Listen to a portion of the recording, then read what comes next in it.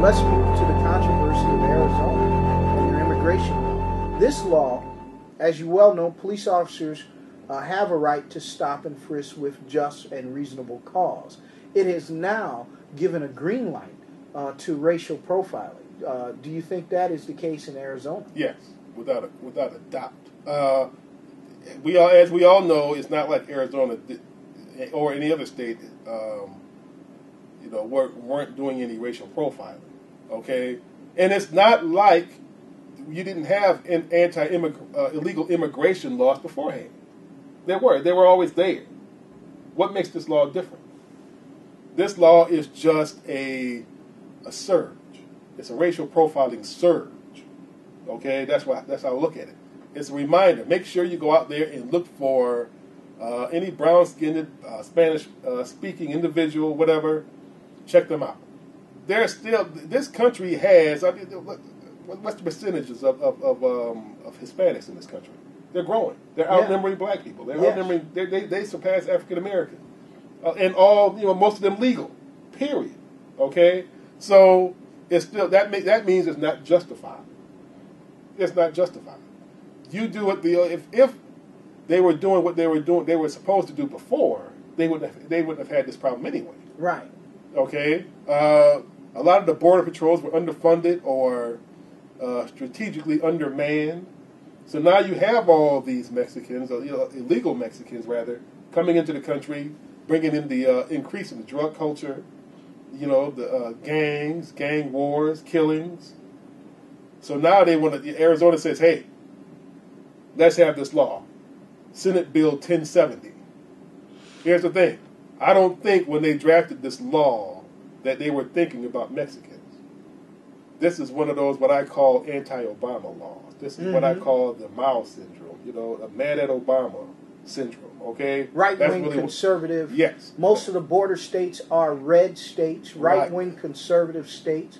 Yes. This is an Obama backlash. Yes, exactly. That's exactly what it is. And you're going to see a few of those things. We've seen that before. You're going to see it for the next couple of years. A lot of conservative right-wings have fled to border states for retirement. These are traditional red states. Yes. And I think you're going to see more backlash. I agree with you. Yeah. Yeah, this is definitely more Obama backlash. A lot of the Obama backlash, people call it Obama backlash, but isn't this just good old-fashioned racism? Good old-fashioned racism. I can't stand seeing a president that is not a white male. Yeah. And a lot of people are not happy with this. He's not happy with it, and he doesn't think like a white male in terms of his lawmaking. He does a lot of things different, against the norm from what we've seen from old straight white male from the past, and from beforehand.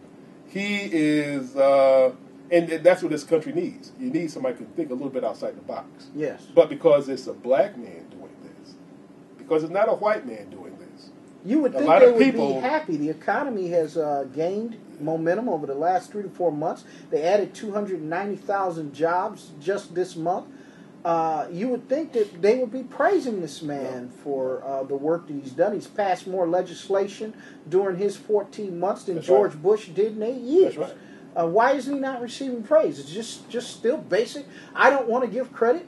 Yeah, it's cynicism turning into narcissism from the right wing, and they're listening to the most idiotic people to tell them this.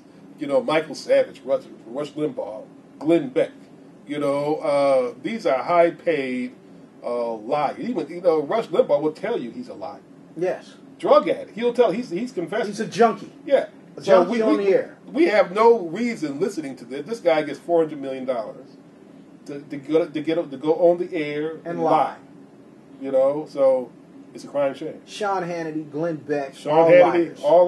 Right. All liars. And what their job is to foment hatred from middle-class whites and poor whites towards Obama. Right. Most of them misinformed totally. Yes. Even they have attracted conservative thinking poor Latinos and blacks to join in the fray. That's the most idiotic thing I've ever seen.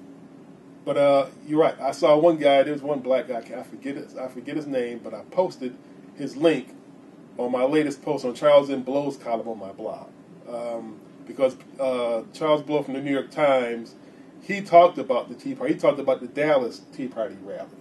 And this guy was there, and he was, doing his little imitation of Obama, parodizing him, and, basically sucking up to the white crowd, whatever.